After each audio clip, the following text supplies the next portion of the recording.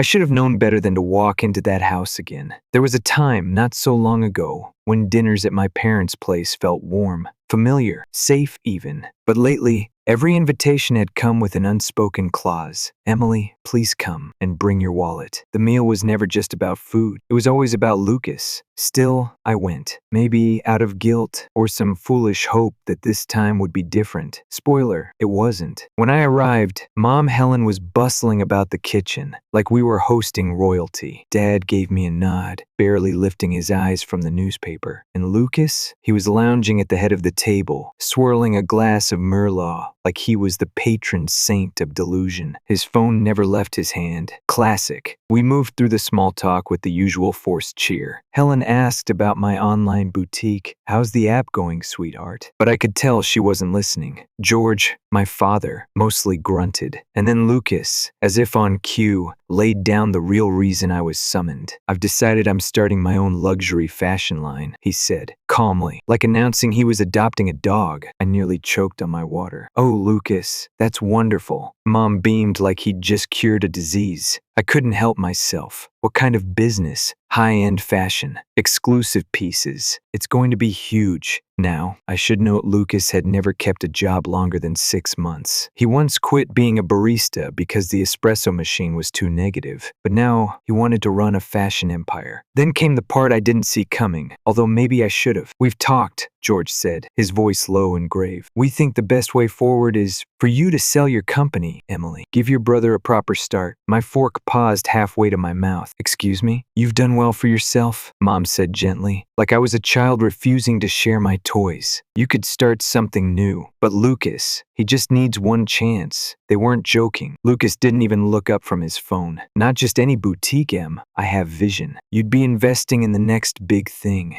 I stared at all three of them. It was like falling into a bad dream. Did they really think I'd throw away everything I'd built? Years of work? Sleepless nights? Just to bankroll Lucas's newest phase? No, I said, just one word. But in that house, that single syllable had the power of an earthquake. Lucas blinked. What do you mean? No? I mean no. I built my business from scratch. I'm not going to destroy it so you can play dress up. Helen gasped like I'd cursed at the dinner table. George's jaw tightened. You're not acting like a woman, he said. A real one would support her family. That's when I laughed. Not out of joy, but disbelief. How many times had I covered Lucas's rent, paid off his car, bought his designer shoes because he needed to look the part? So I stood up, pulled my wallet out, took out the credit card. They all knew too well the one Lucas had been using freely, and laid it on the table. I'm done, I said. Figure it out yourselves. And I walked out. The silence after that dinner was unsettling. No calls, no texts, not even one of Mom's signature guilt-laced emails with subject lines like "just want to talk, sweetheart." It was quiet, too quiet. For 5 days, I thought maybe, just maybe, they were processing things, coming to terms with the fact that I had finally said no, that I meant it, that they had pushed too far. Then my bank called. It was around 11 a.m., and I was mid-meeting when the alert flashed across my screen. Unusual activity on your account. I excused myself and stepped into the hallway. Miss Bennett, the representative said, we've noticed several large transactions flagged as potential fraud. My stomach twisted. What kind of transactions? Designer purchases, high-end furniture, and an attempted wire transfer for $155. Oh. I went still. The card in question had been canceled 5 days ago. The very same day I dropped it on my parents' dinner table. Wait, I said slowly. That card was deactivated. Are you saying the charges happened after I canceled it? Yes, ma'am. But here's the thing. Each charge was made using the card number, not a physical swipe. That's when it clicked. Lucas. He had memorized the card. Of course he had. I hung up and opened my banking app. I didn't want to believe it, but there it was. Thousands of dollars in charges. All in the last 5 days. Dresses, rugs, a velvet chaise lounge, a $600 pair of loafers labeled as client wear. No message, no apology, just theft. I drove straight to my parents' house. I wasn't there to argue. I was there for answers. Helen opened the door, like I was some door-to-door solicitor, interrupting her afternoon tea. Emily, we weren't expecting. I brushed past her. Where's Lucas? George stepped into the hallway, arms folded. He's busy. Did he tell you he stole from me? Helen frowned. Oh, don't be dramatic. I held up my phone. These aren't dramatics. They're bank records. That's when Lucas strolled in, holding a latte like he hadn't a care in the world. Relax, he said, taking a casual sip. It's not like you're broke. My eyes narrowed. How did you even use the card? He smirked. I memorized it. Figured you might do something selfish like cancel it. Selfish. The word stung, not because it was true, but because it was so absurd that they believed it. And you didn't think that was crossing a line? I asked. Helen stepped in. Emily, dear, it's not stealing. You've always covered his expenses. What's different now? I stared at her. What's different is I told you I was done. Lucas rolled his eyes. God, it's not that serious. You tried to wire yourself over 100 grand, I snapped, and I'm reporting it. The latte froze midair. What? You heard me. Fraud. I'm calling the bank, pressing charges if I have to. Helen's hand flew to her chest. Emily, he's your brother. George's voice rumbled. You wouldn't dare. I raised my phone.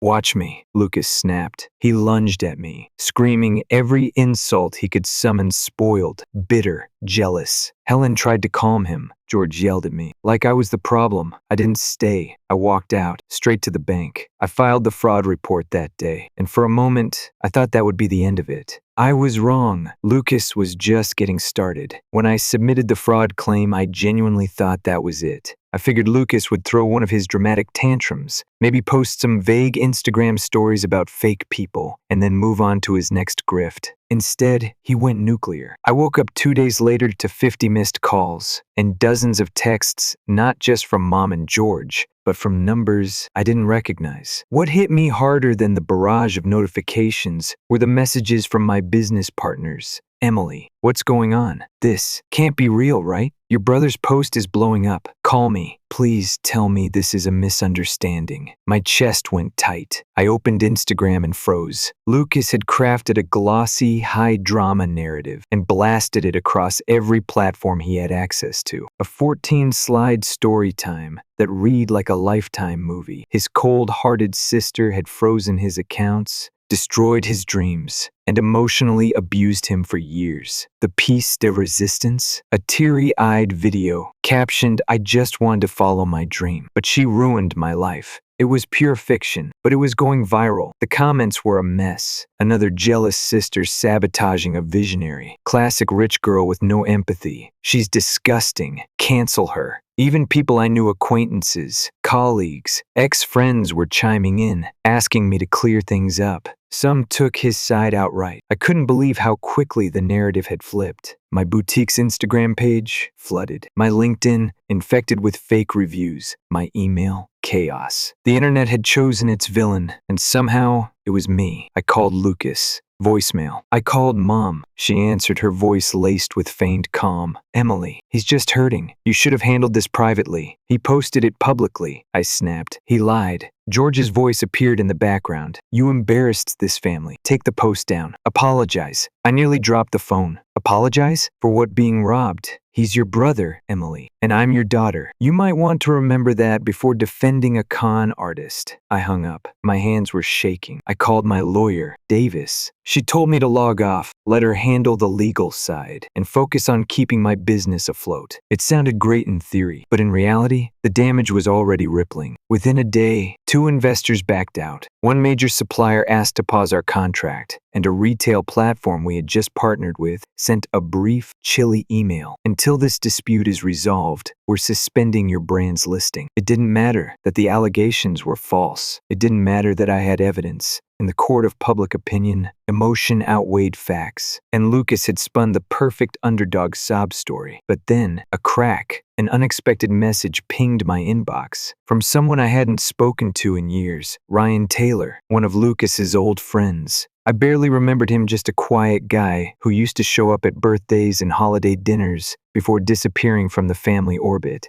Hey Emily, I know we don't talk, but you need to see something. Attached was a screenshot, a group chat between Lucas and a few of his influencer buddies. And right there, bold and unapologetic, was Lucas. LMAO, she actually thinks I'm serious. This fraud complaint? Just a scare tactic. Doesn't even matter if it sticks. It'll ruin her rep long enough for her to cave. She'll have to pay me to go away. Her biz can't survive this heat. I stared at the screen, numb. Ryan sent another message. He's been bragging about it all week. Said your parents would always take his side. Thought you should know. For a long time I didn't move, didn't blink. The betrayal had shifted. This wasn't just about stolen money anymore. It wasn't even about the business. Not really. It was about control, about humiliation. Lucas wasn't trying to win, he was trying to obliterate me. But now, I had proof. I forwarded the chat to Davis immediately. Within the hour, she called me back. Her voice was sharp, energized. This changes everything. We're not just defending you anymore. We're countering fraud, defamation, and malicious intent. We can bury him with this. Good. Let him feel a fraction of the fallout. I wasn't going to beg. I wasn't going to reason. I had tried boundaries.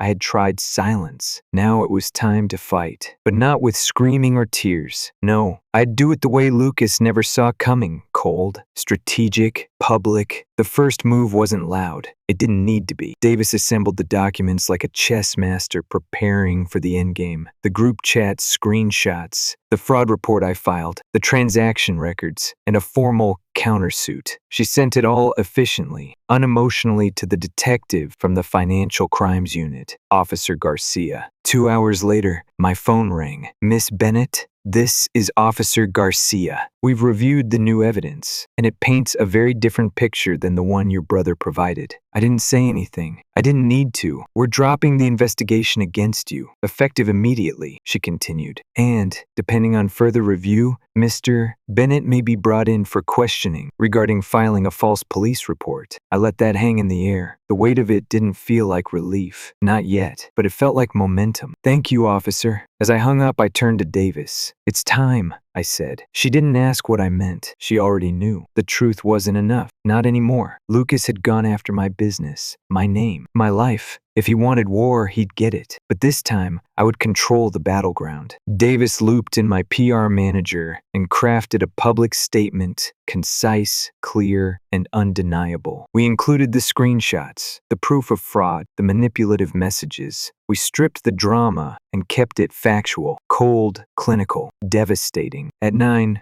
a.m. the next morning, we hit post. It was like watching a dam burst. The same audience that had torn me apart for abandoning my brother now turned with equal ferocity toward him. Influencers who had reshared his sob story deleted their posts. Some messaged me directly awkward apologies filled with phrases like, "We didn't know," and Lucas said it was real. Even his die-hard followers began to turn. Wait, he lied about all of this? So he stole from her and tried to frame her? Yikes. Career suicide. It wasn't just public shame. It was digital exile. Brands he had partnered with began dropping him one by one. A skincare line deleted all trace of their collab. A shoe company publicly severed ties. Someone even dug through his older content and found other shady dealings, a fake giveaway, inflated follower numbers, a sponsorship he never fulfilled. And then came the video. Someone had recorded the moment he was served the legal notice in a crowded cafe, surrounded by friends. The clip made it to Twitter within hours. Entitled influencer gets sued for fraud, watch his meltdown. He didn't disappoint. In the video, Lucas flipped a chair, yelled at the process server, and stormed out crying. If he was looking for sympathy, it didn't come. Even TikTok had a field day. A trending audio remixed his infamous quote, "She ruined my life," into a satirical soundbite. People used it in skits, lip syncs, even dance memes. His own words turned into punchlines. But while the internet laughed, I made moves. I contacted my bank and ensured every charge he made was flagged under the original fraud report. The bank reversed the payments. All of them. That luxury apartment? Gone. The car lease? Canceled. The shopping sprees? Voided. And with his accounts frozen, Lucas had nowhere to run. I heard through the grapevine he tried reaching out to some old friends for a place to crash. Nobody answered. Then came the eviction. Mom called. I didn't answer. She left a voicemail anyway. Her voice was brittle, like it hurt to ask. Emily, Lucas is being evicted. He has nowhere to go. We had to help with his legal fees, and now the bank might take the house. Please, honey, we're drowning. I played the message twice, then deleted it. Let them sink. For years, I was their life raft, keeping them afloat while they drained me dry. The second I refused, they didn't just let me go. They tried to drown me. Now they were finally feeling what it was like to survive without me. Still, Lucas hadn't completely disappeared. He tried to rebrand, wiped his old profiles clean, changed his bio to personal growth, healing, family doesn't always mean love, and started posting soft, lit videos about escaping toxic environments. But I didn't let him rewrite the story. I compiled every record, legal filings, the dropped police investigation, the fraud reversal, and quietly sent them to every brand he approached under his new persona. Some didn't respond. Most did. One, a wellness brand he'd pitched, emailed me back. Thank you for the transparency. We won't be moving forward with Mr. Bennett. His influencer career, dead. His finances, obliterated. His reputation, ruined by his own hand.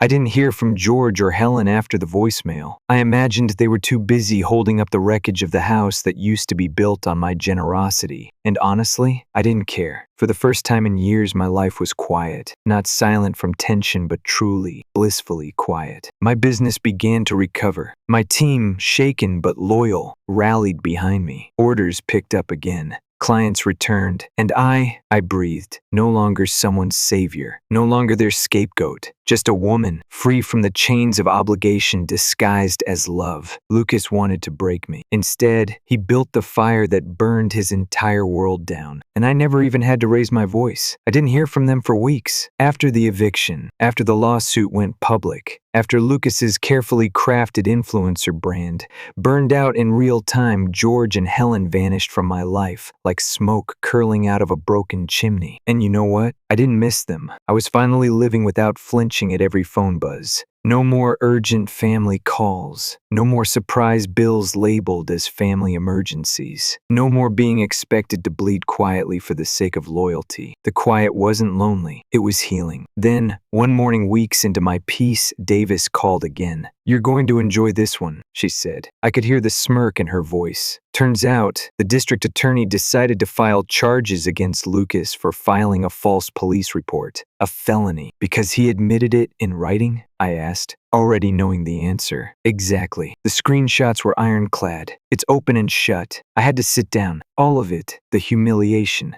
The fraud. The online mob was about to result in something Lucas had never faced before in his life. Real-world consequences. He pled guilty to avoid jail time, but it didn't matter. The felony record was permanent. His chances at rebuilding anything, from brand deals to housing applications, were gone. And there was no big sister left to bail him out this time. I should have felt vindicated. Instead, I just felt done. It was never really about revenge. It was about drawing a line in the sand and finally standing on the right side of it. But of course, just when I thought it was over, they came crawling back. It was a Tuesday. I was reviewing campaign designs with my team when my phone buzzed. Unknown number. I let it ring out. A voicemail popped up. It was Helen. "Emily, we're in a bit of a situation. We had to take out loans to help Lucas with his legal costs. And now the bank is, well, threatening foreclosure. Please, sweetheart, we need your help." I hit play again, just to hear the desperation. And then I deleted it. They hadn't called to apologize. Not once. They hadn't acknowledged the damage they helped cause. They only ever reached out when their ship was sinking and assumed I'd still be waiting on the dock with a lifeboat. But I wasn't that woman anymore. I didn't carry their weight now. I didn't drown quietly in the name of peace. A month passed. Then came the final surprise. It was early evening when my assistant popped into my office. "There's someone at the front desk. Says her name is Helen." My body tensed. I stepped out to the reception area, but I didn't get too close. From a distance, I saw her older, grayer, thinner than I remembered. She wasn't dressed like the woman who used to scold me for buying off brand makeup. She looked small. And beside her, Lucas, hair unkempt, a duffel bag slung over one shoulder, eyes bloodshot. The fall from grace wasn't just visible. It was written into every inch of his posture. When he saw me, he stood up fast, too fast. "Emily," he said, voice cracking, "please, just let me explain.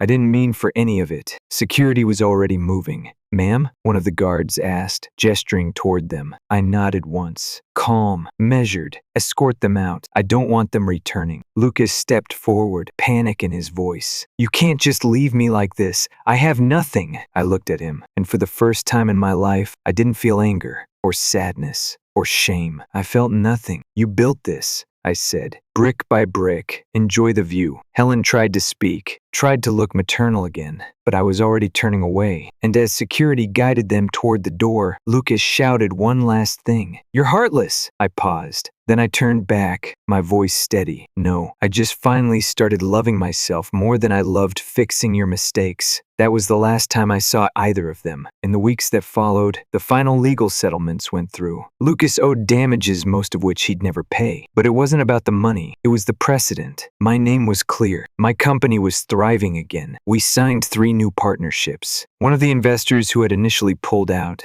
sent a quiet apology and a generous second offer. But more importantly, I slept peacefully. No more fear, no more guilt. Sometimes I think back to that first dinner, to the moment George looked me in the eye and told me I wasn't acting like a woman. If only he could see me now, a woman who stood her ground, a woman who said no and meant it. A woman who didn't burn bridges but watched, silently, as the ones built on manipulation collapsed all on their own. No more apologies. No more return. Just forward.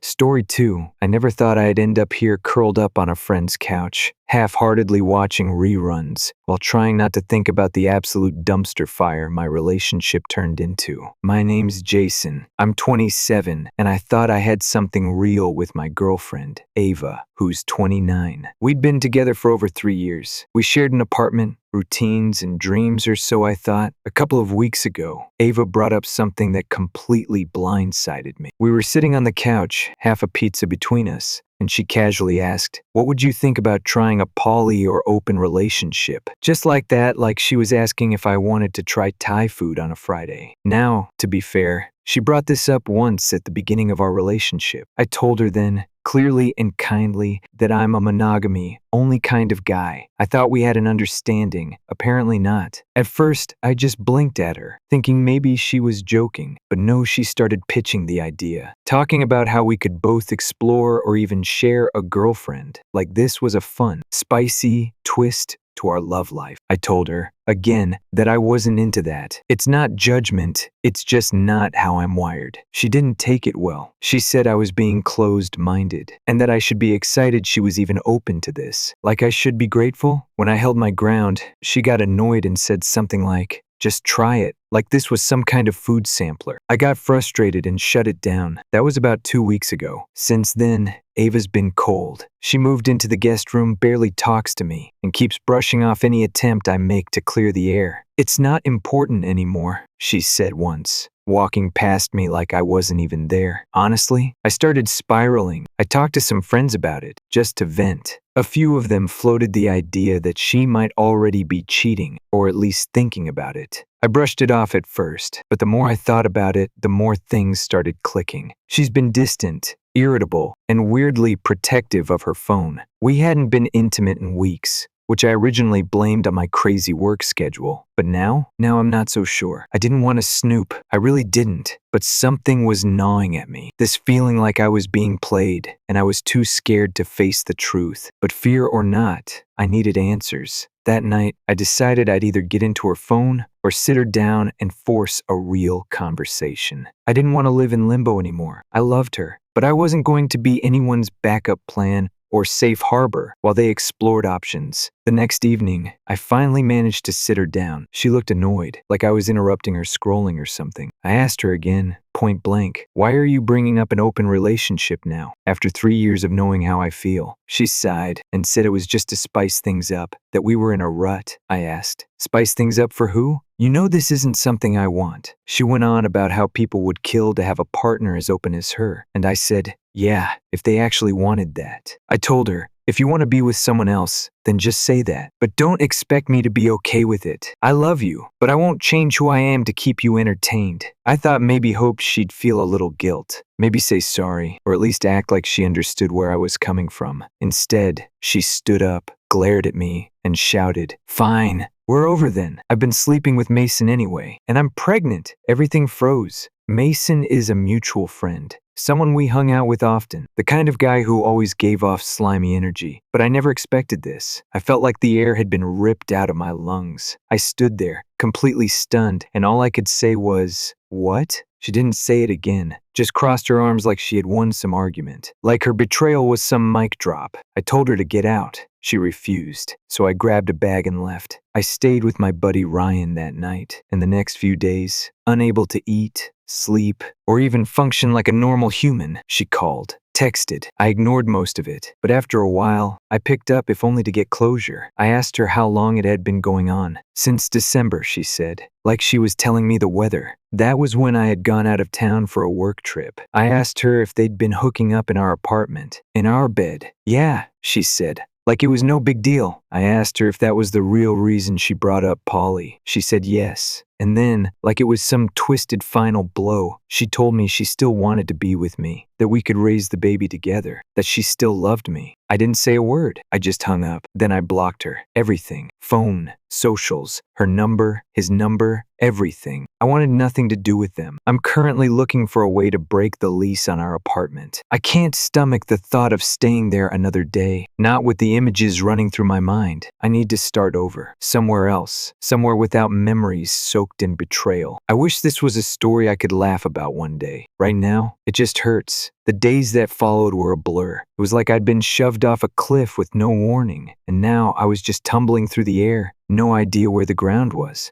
I stayed with Ryan, crashing on his couch, pretending to sleep while my mind ran marathons through every memory, every conversation I'd ever had with Ava. Looking back, there were signs. The sudden privacy with her phone. The way she'd go cold whenever I asked if she was okay. The way Mason always seemed to be hanging around just a little too long. But I ignored them. Because when you love someone, you trust them. And sometimes trust is just another word for letting yourself be blind. I took a few days off work. Told my boss I was dealing with personal stuff he didn't ask questions. Thank God. The last thing I needed was pity or awkward check-ins. I needed space. The first thing I did when I could think clearly was go get tested. It sounds paranoid, but honestly, after a betrayal like that, you start questioning everything. I walked into that clinic shaky, embarrassed, like I'd done something wrong. But the nurse just nodded, professional, like she'd seen this 1,000 times. Probably had. Clean, thank God. Next on the list was dealing with the apartment. I sat down with the landlord, nice older lady who always left cookies out at the front office. I came in with a typed letter, trying to look like I had my life together, even though I hadn't slept more than 3 hours in days. I told her just enough to explain why I needed out. She looked at me for a long moment, then offered me a smaller unit in the same building, month to month. Said she'd been through something similar once. I almost cried in her office, but I told her I needed a full break, fresh start. I'd finish the month, pay my share of the rent, and then I was out. Whether Ava stayed or not was her problem.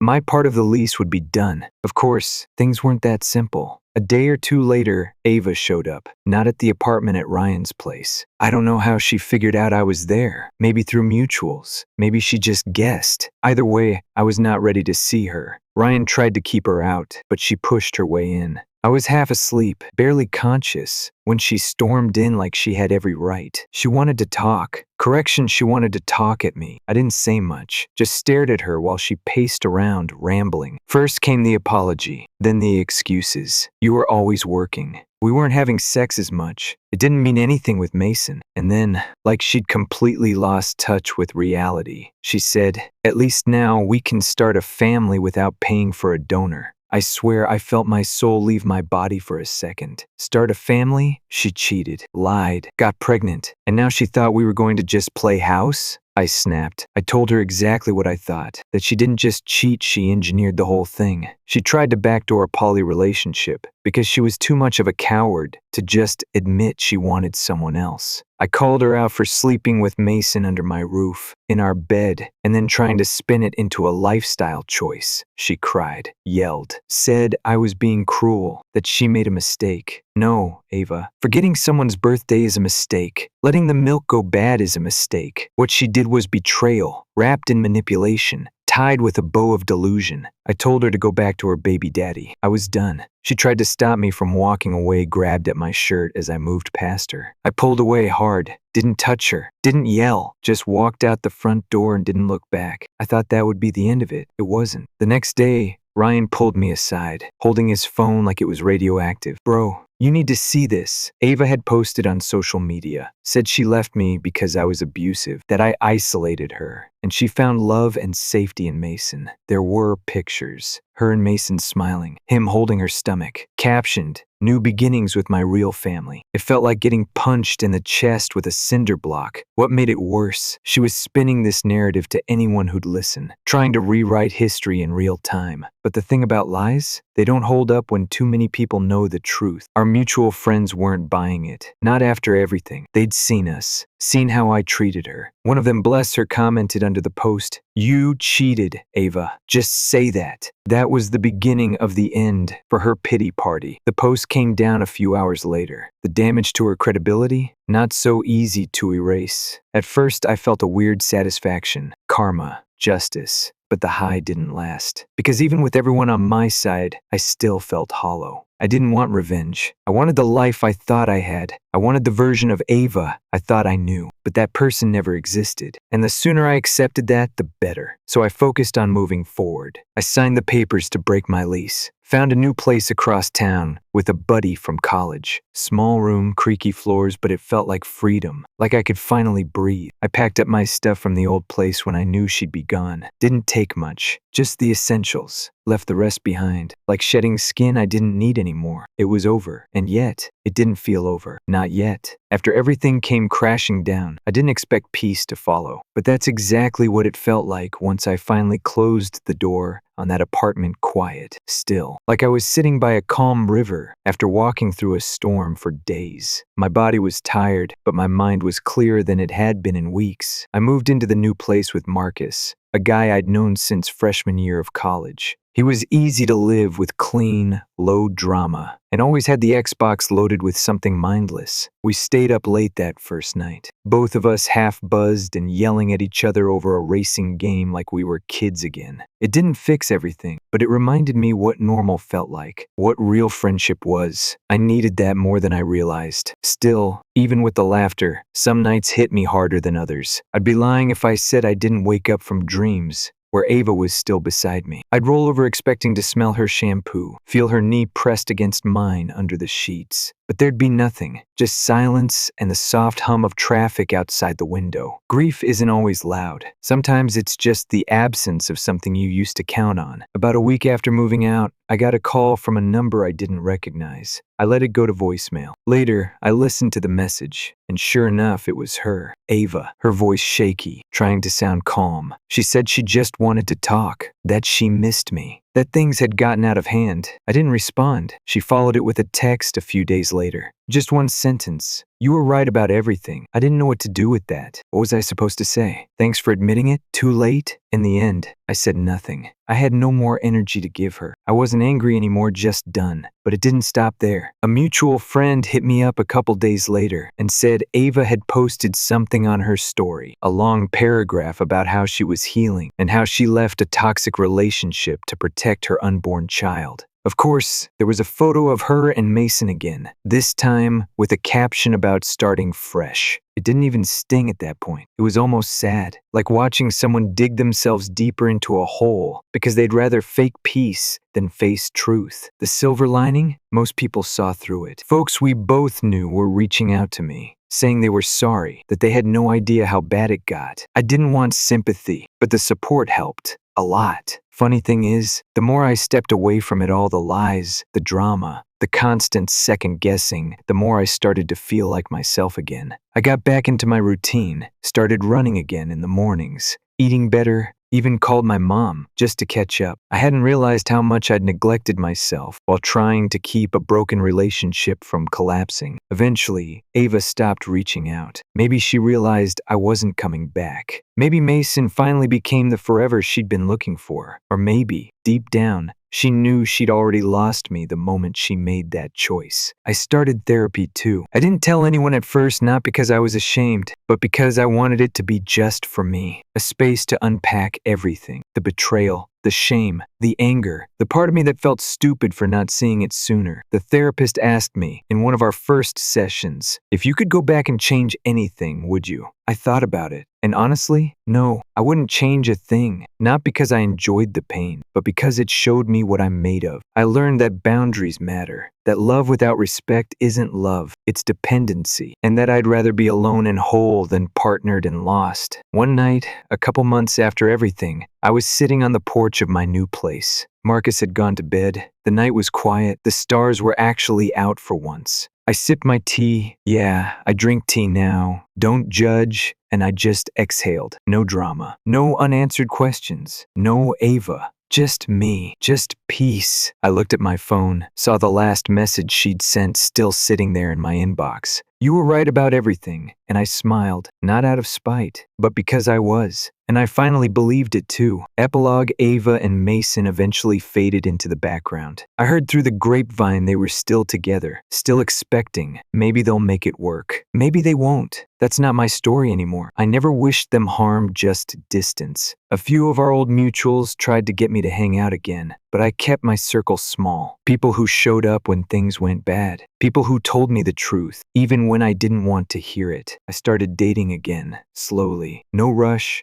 no pressure, just good conversations and fresh air. I even adopted a rescue dog. Her name's Nova. She snores like a trucker and follows me everywhere. She's loyal though. No secrets, no games, just love. And maybe that's the point. Maybe healing doesn't come in grand declarations or final showdowns. Maybe it's just the quiet decision to move forward. One day, one step, one deep breath at a time. And I'm okay with that. Actually, I'm better than okay. I'm free.